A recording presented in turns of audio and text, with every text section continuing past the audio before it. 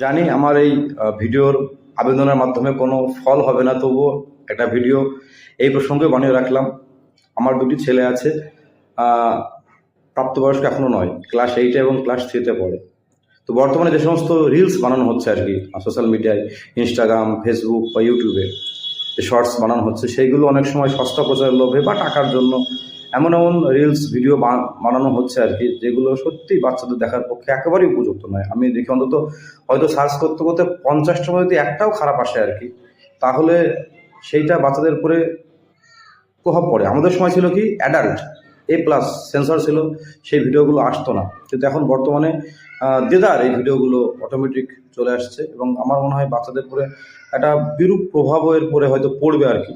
তো প্লিজ আপনারা ভালো কন্টেন্টে ভিডিও বানান, নাহলে সরকার প্রশাসন সেন্সর করে দিক আর কি, যে ভিডিওগুলো বাচ্চাদের পক্ষে বাচ্চাদের দেখানো ঠিক হবে না আর কি। কিছু একটা ব্যবস্থা